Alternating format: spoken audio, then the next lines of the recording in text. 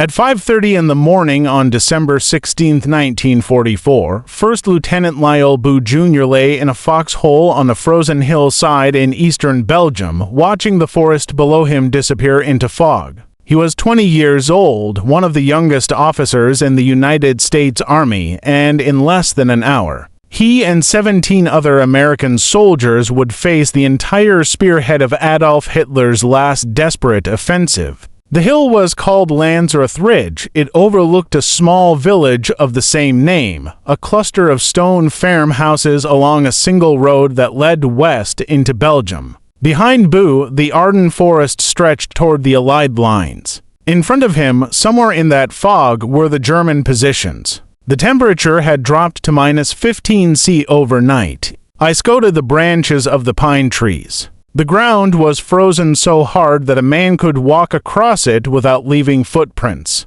Bouck commanded the Intelligence and Reconnaissance Platoon of the 394th Infantry Regiment, 99th Infantry Division. His men were not regular infantry. They were scouts specially selected for their abilities. Each man had been chosen for expert marksmanship, peak physical condition, and high intelligence. Many were former Army Specialized Training Program students who had been studying at colleges across America before the Army needed them as combat replacements. Several spoke foreign languages. They were organized as to 9-man reconnaissance squads trained to observe and report enemy movements, not to hold defensive positions against armored assaults. They carried M1 rifles and a few machine guns. They had no artillery support, no anti-tank weapons, no reinforcements within miles. Their job was to watch and report, not to fight. What Bouck did not know, what no one on the Allied side knew, was that the German army had massed over 200,000 soldiers and nearly 1,000 tanks in the forests across the border. 3 entire German armies were about to launch the largest German offensive on the Western Front since 1940. The operation was called Wet Amren. Watch on the Rhine. History would remember it as the Battle of the Bulge, and the road through Lanzerath was the primary route for the First SS Panzer Division. Hitler's elite armored formation to break through American lines and race for the bridges over the Meuse River, if those bridges fell. The German army could split the Allied forces in two and potentially capture the vital port of Antwerp. 18 Americans stood directly in their path. Lyle Bouck had never expected to be an officer. He had enlisted in the Missouri National Guard at age 14, earning $1 per drill day to help support his 4 siblings during the Depression. He came from a working-class family in St. Louis, Missouri. His father was a carpenter and World War I veteran who moved the family frequently looking for work. College had not been in the plans, but the Army saw something in the young soldier. He was intelligent, capable, and a natural leader. By 16, he had been promoted to supply sergeant. They sent him to officer candidate school at Fort Benning, Georgia, where he graduated 4th in his class of 57 officers on August 25, 1942, he was commissioned as a second lieutenant before turning 19. By the time he arrived in Europe in late 1944, Bouck had been promoted to first lieutenant and given command of the Intelligence and Reconnaissance Platoon. It was an unusual assignment for someone so young. Most platoon leaders in combat units were in their mid-20s. Bouck was barely old enough to vote, but Bouck had earned the respect of his men. He trained alongside them, shared their hardships, never asked them to do anything he would not do himself. The men of the I and our platoon trusted their young lieutenant. That trust would be tested on December 16th in ways none of them could have imagined. The 99th Infantry Division had arrived in Belgium in early November 1944. They were new to combat. The division had been activated at Camp Van Don, Mississippi in November 1942 and spent 2 years training in the United States before shipping overseas. Most of the men had never heard a shot fired in anger. They called themselves the Checkerboard Division because of the blue and white checkerboard pattern on their shoulder patches, a design derived from the coat of arms of William Pitt, the British statesman after whom Pittsburgh was named. The division had trained at Camp Maxey in Texas before deploying to Europe. The sector they occupied was considered quiet. The Ardennes was a rest area, a place where battered divisions came to recover and green divisions came to learn the basics of frontline duty.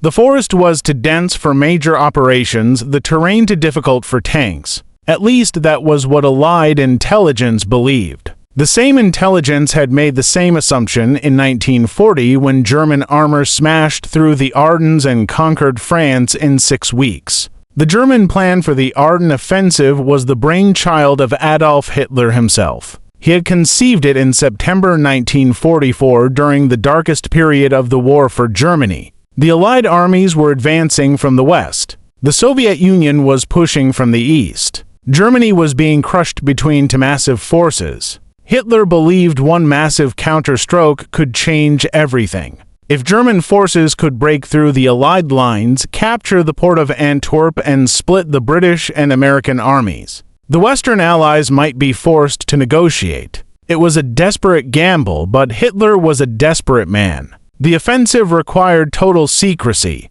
German units moved only at night, hiding in forests during the day to avoid Allied reconnaissance aircraft. Radio communications were forbidden. Troops were told nothing about their destination until the last moment. The deception worked. American intelligence detected no significant buildup in the Ardennes. 3 German armies would participate in the attack. The 6th SS Panzer Army in the north, the 5th Panzer Army in the center, and the 7th Army in the south. Together, they fielded over 200,000 soldiers, nearly 1,000 tanks and assault guns, and almost 2,000 artillery pieces. The First SS Panzer Division was the spearhead of the 6th SS Panzer Army. Its mission was to break through American lines, race for the Meuse River bridges, and open the road to Antwerp. Speed was essential. The German army had limited fuel reserves. If the Panzers did not capture Allied fuel depots quickly, the offensive would stall. Hitler himself had stressed that the attack must succeed within the first few days or it would fail entirely. The road through Lanzerath was critical to this plan. It was one of the few routes through the dense Ardennes forest that could support armored vehicles. Tanks and half-tracks needed solid roads. The narrow forest trails would bog them down. Whoever controlled the road controlled the pace of the advance, and the fastest route to the Meuse ran directly through Lanzerath. Bouck's platoon had been in position on Lanzerath Ridge for several weeks. Their mission was simple: watch the road, report any German activity. If the enemy came in force, they were supposed to fall back and let the regular infantry handle it. They had established their foxholes in a line along the military crest of the hill, positioned to observe the road below while remaining hidden from direct observation.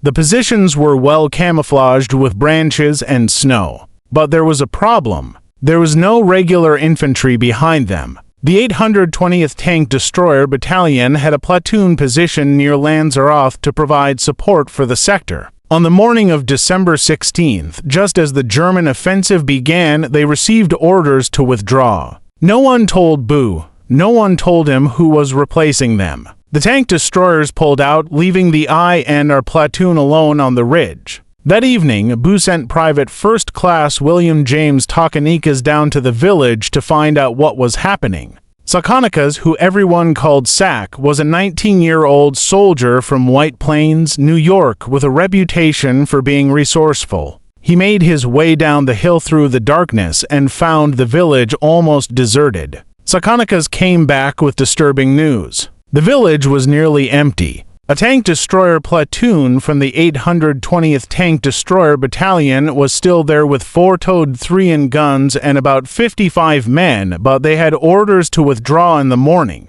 A handful of men from the 14th Cavalry Group were also present. That was all. Bunemental headquarters using the SCR-30 radio. The radio worked intermittently in the frozen weather. Batteries lost power quickly in extreme cold. When he finally got through, he reported the situation. The response was to hold his position and continue observing. Hold his position. With 18 men on a hill overlooking the main road into Belgium, with no support, no artillery, and no infantry backup, Boo asked the tank destroyer crew if they would move up to support his position. The crew sergeant refused. His orders were to stay in the village. He would not move without authorization from his own command. That night, the temperature dropped below -20 C.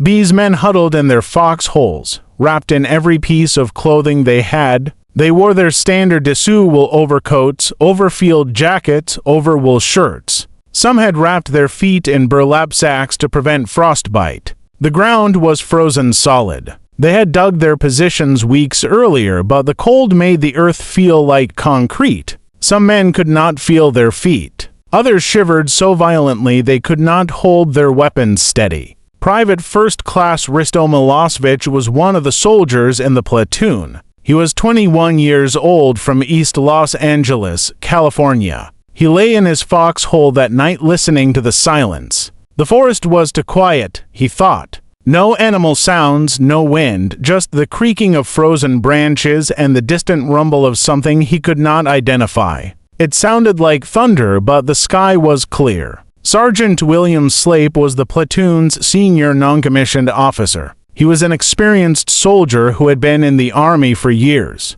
Slape knew what combat sounded like, smelled like, felt like. He knew the silence that came before an attack, and he did not like what he was hearing. Or rather, what he was not hearing. Private First Class Louis Callell was from Mishawaka, Indiana. He was manning one of the platoon's .30 caliber machine guns. Callell had a quick wit and an easy smile. He was popular with the other men. Now he lay in his position, gloved hands wrapped around the handles of his weapon, waiting for something he could not see. Sergeant Slapper checked the line throughout the night, moving from foxhole to foxhole, making sure everyone was awake, making sure no one had frozen to death. Just before dawn, the forest erupted. At 5:30 on the morning of December 16, 1944, German artillery opened fire along an 80 meters front stretching from Monshaw in the north to Echternach in the south. Approximately 1,600 artillery pieces fired simultaneously. The barrage was the largest the German army had launched since the invasion of France in 1940. Shells screamed through the air in continuous waves. The sound was beyond description, a rolling thunder that shook the earth itself. The Germans had positioned their artillery under cover of darkness, moving the guns forward in total radio silence to avoid detection. Many of the gun crews had never been told what they were preparing for. They learned their targets only hours before the attack. The artillery was aimed at American command posts, communication centers, supply dumps, and road junctions. The goal was to blind and paralyze the American defenses in the opening minutes of the attack. The bombardment was designed to destroy American communications, disrupt supply lines, and create panic among the defenders. Telephone wires were cut by shellfire. Radio antennas were destroyed. Command posts were hit along the entire front. American units lost contact with their headquarters. Confusion spread as commanders struggled to understand what was happening. On Lanzerath Ridge, the shells screamed overhead, most of them aimed at targets further west. The ridge itself was not a primary target. The Germans did not know the position was occupied by American soldiers, but the noise was overwhelming. The ground shook. Trees exploded into splinters. The sky turned orange with muzzle flashes reflecting off the low clouds. Snow cascaded from branches. The air filled with the smell of cordite and burning wood. Bouck's men pressed themselves into their foxholes and waited. There was nothing else they could do. They could not see anything through the fog and smoke. They could only hear the continuous thunder of the bombardment rolling across the forest. Some men prayed, others simply held on, their fingers gripping the frozen earth. Slape and Sakonikas were manning the .50 caliber machine gun, the platoon's heaviest weapon. The concussion waves from distant explosions pressed against their bodies even when no shells landed nearby.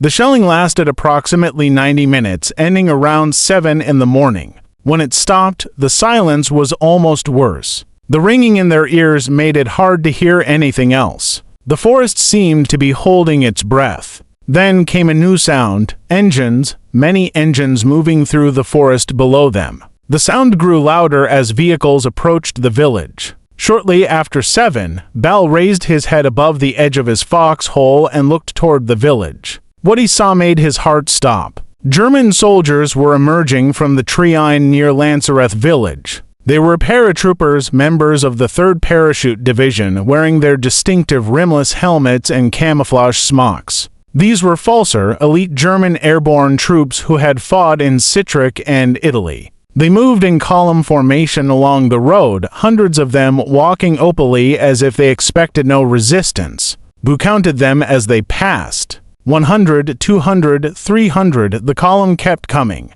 He could see officers on horseback directing traffic. He could see trucks and wagons loaded with ammunition and supplies. Behind the paratroopers came vehicles, half-tracks, trucks, a few armored cars. The symbols on their sides made Baugh's stomach drop. The double lightning bolt runes of the Waffen SS. This was not a patrol. This was not a probing attack. This was a full-scale offensive. Bouck got on the radio again? He reported what he was seeing. Enemy infantry and battalion strength, possibly regiment strength, moving west through Lanzerath. Armored vehicles following. Request immediate artillery support. Request permission to withdraw. The response came back garbled. The radio was failing in the cold. Bouck heard the word hold. He was not certain. He tried again, more static. The battery was dying. He looked at his man, 17 soldiers, a few rifles, to 30 caliber machine guns, 150 caliber machine gun against what looked like an entire German division.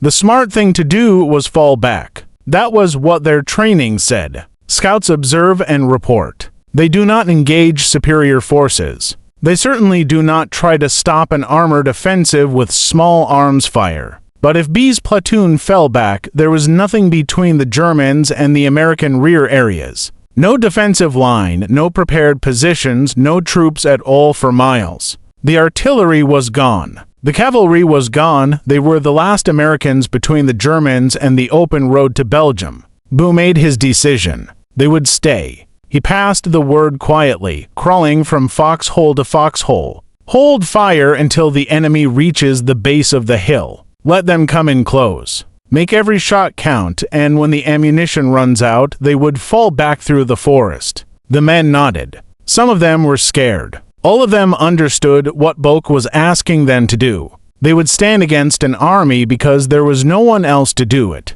For artillery forward observers had joined Bouck's position the previous day. They were from the 371st Field Artillery Battalion, led by First Lieutenant Warren Springer. With him were Sergeant Peter Gocke, Technician 4th Grade Willard Wibben, and Technician 5th Grade Billy Queen. They had a working radio and were supposed to call in artillery support. But when the attack came, there would be no artillery to support them. Springer and his men decided to stay and fight alongside the platoon. That brought the total to 22 Americans on Lanzerath Ridge. The Germans reached the edge of the village. They stopped milling around the empty houses. Apparently confused by the lack of resistance, officers shouted orders. The column began to reorganize. Some paratroopers began searching the buildings. Others sat down to rest, lighting cigarettes. Then a German officer looked up at the ridge. He pointed. He had seen something. Maybe movement. Maybe the glint of a weapon in the morning light. He shouted. The paratroopers began moving up the hill. Bouck waited. The first assault came around 10:30 in the morning. The Germans came closer, walking in a loose formation. Rifles at the ready, 200Y, 150Y, 100Y. They were confident. They had seen no opposition. They expected none. He gave the order. Open fire. The 230 caliber machine guns opened up simultaneously, their reports shattering the morning silence. The 50 caliber joined in a second later, its deeper voice adding to the chorus. Rifles cracked along the length of the platoon's line. 22 Americans fired as one. The effect was devastating. The Germans had been walking uphill in the open, bunched together on the road. The first burst cut down the front ranks like a scythe through wheat. Men fell screaming. Others dove for cover behind trees and rocks. Some tried to run back toward the village only to be cut down in the snow. Callel swept his machine gun across the German formation, traversing left to right, then back again. The weapon vibrated in his hands, spitting brass casings onto the frozen ground. He could see Germans falling, tumbling down the hillside, their camouflage smock staining red. The first attack broke within minutes. The Germans retreated to the village, leaving their dead and wounded on the slope. The snow was marked with dark shapes that did not move. Bouck checked his men. No casualties. Ammunition expenditure was high but manageable. They'd stopped the first assault, but he knew this was only the beginning. The second attack came 30 minutes later. This time, the Germans were more careful. They used the trees for cover, advancing in short rushes, laying down suppressive fire as they moved. Machine guns in the village opened up on the American positions, forcing Bouck's men to keep their heads down. Bouck's men held their positions. The machine guns hammered away. Suckas worked the .50 caliber, sending heavy rounds tearing through tree trunks and bodies alike. The noise was incredible, a continuous roar of gunfire that made communication impossible. Milosevic fired his M1 rifle methodically, picking targets, squeezing the trigger. German bodies littered the hillside. The snow was stained red in expanding patches around the fallen, but the situation was deteriorating. Ammunition was running low. Several men were wounded. The radio was dead. No reinforcements were coming, and the Germans kept coming. The man commanding the German forces below Lanzerath Ridge was Colonel Helmut von Hoffmann, leader of the 9th Parachute Regiment. His regiment had been given a critical mission: clear the road through Lanzerath and open the route for the First SS Panzer Division. The entire offensive in this sector depended on his paratroopers taking that hill. Von Hoffmann had served in the German military since the 1930s. He had commanded parachute units in multiple campaigns. His men respected him. He had earned his rank through combat experience, not political connections. But Lanzerath was not going according to plan. Von Hoffmann was frustrated and embarrassed. His paratroopers were part of the 3rd Fokker Jäger Division, which had been virtually destroyed at the Falaise Pocket in Normandy just months earlier. The division had been rebuilt with replacements, many of them young and inexperienced. But they were still trained as elite soldiers, still wore the distinctive rimless helmets and camouflage smocks of the German airborne forces. They were being stopped by what his scouts estimated was a company-sized American force. Maybe 150 to 200 men in prepared defensive positions with overlapping fields of fire. He had no idea he was facing 22 soldiers. Von Hoffmann studied the American position through his binoculars. He could see the muzzle flashes from the machine guns, could trace the lines of fire that had torn apart his first 3 attacks. The Americans had chosen their position well. Any approach up the hill was exposed to fire from multiple directions. The snow made movement slow and visible. He considered calling in artillery support, but the guns were needed elsewhere along the front. The offensive was happening along an 80 meters line. Every unit was screaming for fire support. A single hilltop position, no matter how stubborn, did not rate priority. Von Hoffmann decided to overwhelm the defenders with numbers. He would commit his entire available force to a single massive assault. Von Hoffmann ordered a 4th attack, this time with every man he could gather. The 1st Battalion of his regiment, approximately 500 paratroopers, formed up at the base of the hill. They were reinforced by about 50 soldiers from the 27th Fusilier Regiment of the 12th Volksgrenadier Division. Machine guns were positioned to provide covering fire. Mortar teams prepared to support the assault. On the ridge, Bouck watched them assemble through his binoculars. He could see the officers organizing the attack, pointing at the American positions. He knew his ammunition would not last through another major assault. He told his men to make every bullet count. When the ammunition ran out, they would fix bayonets. The 4th attack began at approximately 1100 hours. The Germans came up the hill in waves, firing as they advanced. The sound of their weapons filled the forest. Bouck's machine guns answered, but slower now. Callow's weapon was overheating, the barrel glowing red despite the freezing temperature. The .50 caliber had jammed twice already, forcing the gunners to clear the action under fire. Milosevic felt a round snap past his ear. He ducked, then rose again to fire. There were too many targets. The Germans kept coming despite their losses.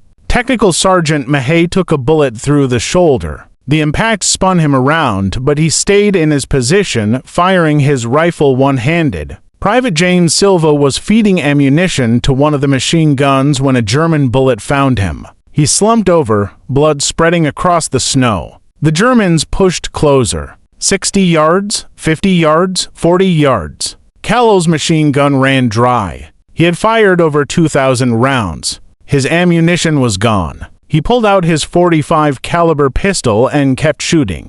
Then, incredibly, the Germans stopped. They had taken too many casualties. The dead and wounded covered the hillside. The survivors could not force themselves up that final slope into the American guns. They fell back for the fourth time. The respite was brief. Von Hoffmann was now receiving pressure from higher command. The First SS Panzer Division was waiting behind his regiment, unable to advance because the road was blocked by a handful of American soldiers on a frozen hilltop. The division commander was SS Obusenfora Joachim. He was one of the most aggressive officers in the German army, a true believer in National Socialism who had fought on the Eastern Front and earned a reputation for ruthlessness. He commanded KF Grupper, the armored battle group that was supposed to be the spearhead of the entire offensive. His tanks and half-tracks were lined up for miles behind the battle, burning precious fuel while they waited. Piper wanted to know why a single American position had not been eliminated. He wanted to know why his panzers were sitting idle while paratroopers failed to clear a country road. Every hour that Bouck's platoon held the ridge was an hour the Germans could not advance. Every hour gave Allied forces time to recognize the offensive and begin organizing a response. Every hour burned fuel that the Germans could not replace. The fifth attack came in early afternoon. This time the Germans brought up 81mm mortar. The first shells landed among the foxholes. Earth and ice erupted. Men screamed. The concussion waves slammed through the positions, stunning the defenders. Private First Class Joseph McConnell was hit by shrapnel from a mortar round. The metal tore through his jacket and into his side. He pressed his hand against the wound and kept fighting. The mortar fire continued, walking up and down the ridge in a methodical pattern. The explosions threw up geysers of frozen dirt. Trees shattered into splinters that flew like arrows. The air filled with smoke and the smell of high explosive. Under cover of the barrage, German infantry advanced again. They moved in short rushes, hitting the ground when the mortar paused, then sprinting forward when the fire resumed. Bouck's men kept firing even as shells exploded around them. They had no choice. If they stopped, the Germans would overrun them in minutes. Milosevic felt something hot tear through his jacket. He looked down and saw blood spreading across his chest.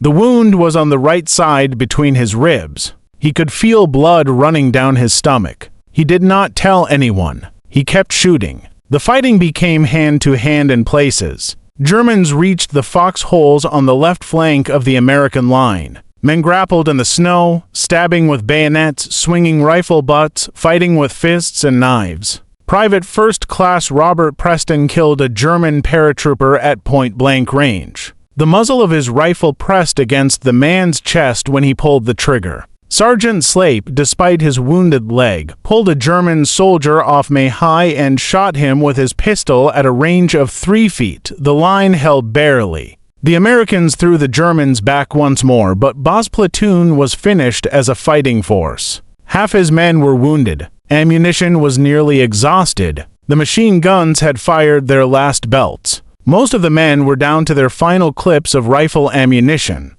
The perimeter was shrinking. Dead Germans lay within feet of the American foxholes. Some positions had been abandoned when their occupants were killed or too badly wounded to fight. As dusk approached, casting long shadows across the blood-stained snow, Bou faced a decision. They could try to withdraw through the forest under cover of darkness. Some might make it to American lines, or they could stay and fight until they were killed or captured. He looked at his wounded men. Silva could not walk. Milosevic was losing blood steadily, his face pale. Ng could barely lift his rifle. Several others were in similar condition. If they tried to withdraw, they would have to leave the wounded behind. The Germans would kill them or leave them to freeze. Bouck would not abandon his men. He made his decision. They would stay. They would fight as long as they could. The final German assault came as dusk fell. This time, approximately 50 German soldiers successfully flanked through the dense woods, approaching the American position from an unexpected angle.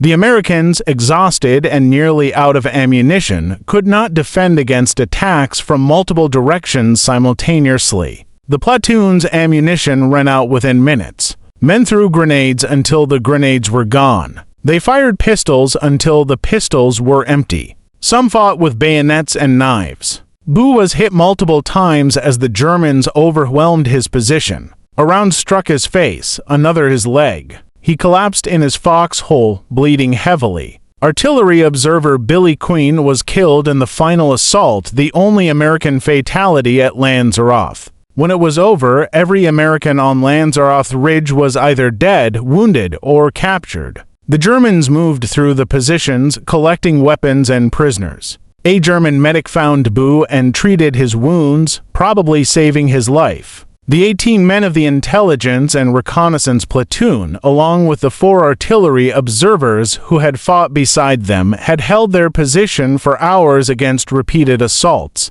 They had faced an entire German parachute battalion, approximately 500 soldiers reinforced by additional troops supported by mortar and machine guns. German records indicate that the fighting at Lanzerath cost the attackers 90 total casualties, including 16 killed, 63 wounded, and 13 missing in action. The Americans had inflicted significant losses on a force that outnumbered them more than 20-1. General Dwight Eisenhower, Supreme Allied Commander, was meeting with his staff at Versailles when the first reports arrived. He initially dismissed them as exaggerated. A major German offensive seemed impossible. Where would Hitler get the troops? Where would he get the fuel? By evening, the truth could no longer be denied. This was not a local counterattack. This was a massive offensive involving multiple German armies. Eisenhower released his strategic reserve and ordered reinforcements toward the Ardennes. The 101st Airborne Division began loading onto trucks for the emergency movement to Bonn. The 82nd Airborne followed shortly after. Every hour of delay helped. Every hour gave American forces time to react, to organize, to prepare defensive positions at critical crossroads. The delay at Lanzerath threw the entire German timetable into chaos. KF Grouper paper was supposed to be across the Meuse River by the end of the second day. Instead, Piper did not pass through Lanzerath until after midnight on December 17th, nearly 20 hours behind schedule. That 20 hours would prove decisive. The fuel Piper burned, waiting at Lanzerath, could not be replaced. The German army had gambled everything on speed. They did not have enough fuel reserves for a prolonged campaign. Every hour of delay increased the chances that the panzers would run dry before reaching their objectives. The time Piper lost could not be recovered. American units that might have been caught unprepared had hours to dig in. Bridges that might have been captured intact were prepared for demolition. Reinforcements that might have arrived too late had time to reach critical positions. On December 17th, the day after Lanzerath, soldiers under Piper's command committed one of the worst atrocities of the European campaign near the town of Malmedy. They captured approximately 150 American soldiers from Battery B of the 285th Field Artillery Observation Battalion. The prisoners were assembled in a field. Then SS soldiers opened fire with machine guns. 84 Americans were murdered in what became known as the Malmedy Massacre. Some prisoners escaped by playing dead. Their testimony would later be used to prosecute those responsible. The massacre sent shock waves through American forces. Word spread quickly along the front. Units that might have considered surrender now fought with renewed determination. The Germans had shown what they would do to prisoners. The only option was to fight. Piper never reached the Meuse River bridges. His battle group ran out of fuel near the town of La Glace on December 24th. Surrounded by American forces and unable to move his vehicles, Piper led the survivors out on foot, leaving behind tanks, half-tracks, and artillery. The failure of Camp Peiper meant the failure of the entire northern shoulder of the German offensive. Without the spearhead, there could be no breakthrough. The German army had committed its last reserves to the Ardennes. There would be no second chance. The Battle of the Bulge continued until late January 1945. It was the bloodiest battle American forces fought in Europe, with over 19,000 American soldiers killed, over 47,000 wounded, and over 23,000 captured or missing. German losses were even higher, but the German offensive failed. The planned breakthrough to Antwerp never materialized. The bridges over the Meuse remained in Allied hands. Within 4 months of the Ardennes offensive, American troops would cross the Rhine River into Germany itself. None of that would have been certain if the road through Lanzerath had fallen on the morning of December 16th. The survivors of Bouck's platoon spent the rest of the war in German prisoner of war camps. Their journey into captivity began immediately after the battle. German soldiers marched the wounded Americans down from the ridge and through the village they had defended. Some prisoners could barely walk. Others had to be carried. The Germans interrogated the prisoners that night, trying to determine the strength of American forces in the area. When they learned that the position had been held by just 22 men, some German officers refused to believe it. They assumed the Americans were lying, that reinforcements must have arrived during the battle. The truth seemed impossible. Bouck himself was badly wounded. The bullet that struck his face had damaged his jaw. Another wound in his leg made walking difficult. A German medical officer treated his wounds roughly but effectively, stopping the bleeding and preventing infection. The prisoners were transported east by truck, then by train, moving deeper into Germany as the front lines shifted. They traveled in cattle cars with no heat, little food, and minimal medical care. Some men developed frostbite during the journey. Others succumbed to infections from untreated wounds. Bouck was held at Stalag 13D near Nuremberg, then transferred to Stalag 7A at Moosburg. As the American armies advanced, the camps were overcrowded and undersupplied. Prisoners received minimal rations. Disease spread quickly. Many men lost significant weight. Bouck was liberated by American forces in April 1945, weighing less than 120 pounds. He had lost nearly 50 pounds since his capture. Milosevic survived his chest wound. German medics extracted the bullet in a field hospital before sending him to a P camp. The surgery was performed without proper anesthesia. He spent the remaining months of the war as a prisoner, recovering slowly from the wound that should have killed him. Sakonikas, the scout Bouck had sent to find help, was captured separately. He had made it several miles toward American lines before being intercepted by a German patrol. He spent the rest of the war in a different camp than most of his platoon mates.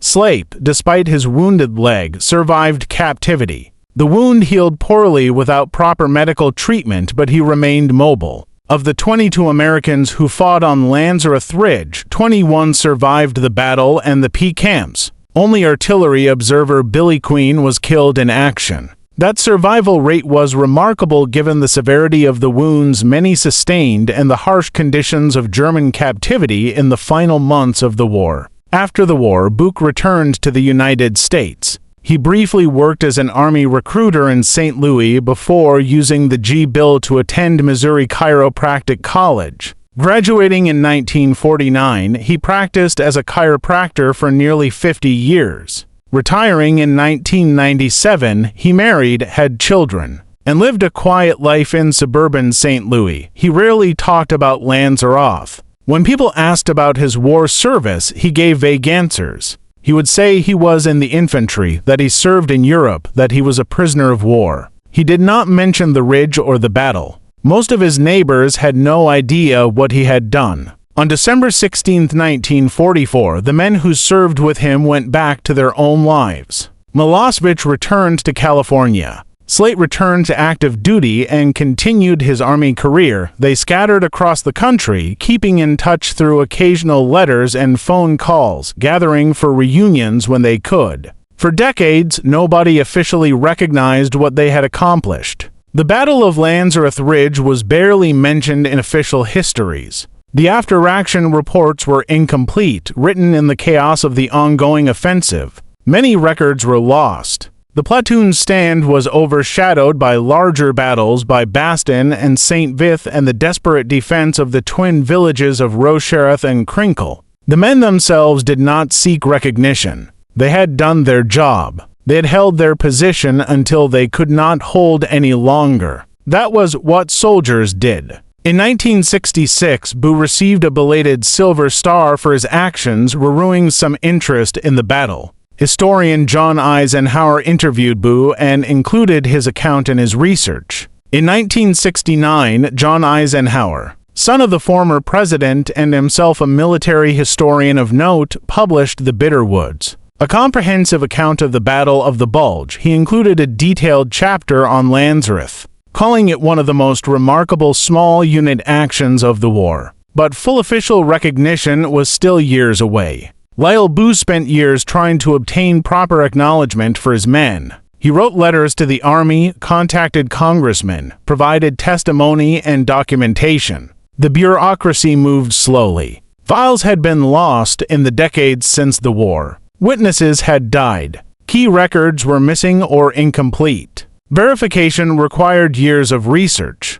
Bouck was not seeking recognition for himself. He wanted medals for his men, for the soldiers who had stood beside him on that frozen hillside and fought until they had nothing left. He believed they deserved recognition that matched their sacrifice. In 1981, the Army finally awarded Bouck the Distinguished Service Cross, the nation's second highest award for valor. President Jimmy Carter had signed Public Law 96 to 145 in December 1979, waiving time limitations to allow these delayed decorations. On October 26, 1981, the surviving members of the Intelligence and Reconnaissance Platoon and the attached artillery observers received their awards in a ceremony at Fort Myer, Virginia. Secretary of the Army John Marsh presented the medals. 14 of the 18 platoon members attended. For men from the INR platoon received the Distinguished Service Cross along with all for artillery observers.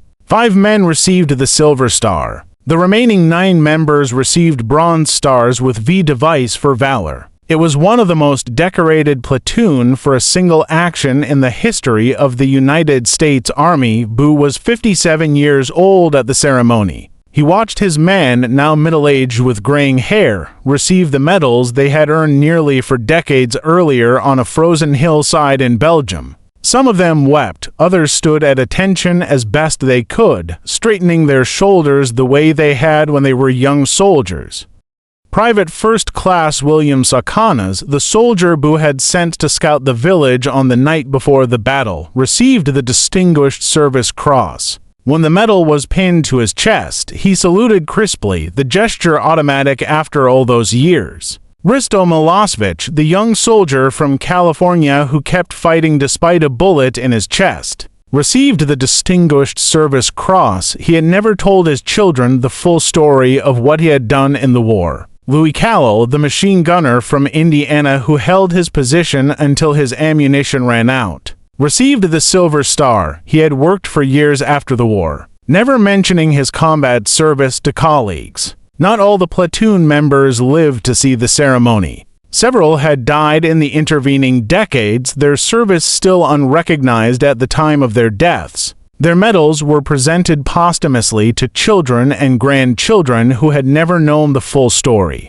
After the ceremony, a reporter asked Bouck why he had stayed on the ridge when retreat was clearly the safer option. Bouck thought for a moment before answering. His voice was quiet but steady. There was nobody behind us. He said if we left, the Germans would have had a clear road all the way to the Moose. We were the only thing in their way. We were all that stood between them and the rear areas. He paused, his eyes distant, seeing something nearly 40 years in the past. Those were my men, he said. I could not ask them to do something I would not do myself, and I could not leave them behind. Lyle Bouck Jr. died on December 2, 2016 at the age of 92. He died of pneumonia at his home in Sunset Hills, Missouri. He was buried at Sunset Memorial Park in Offtown, Missouri, choosing the family plot over Arlington National Cemetery, for which he qualified. His obituary mentioned his Distinguished Service Cross.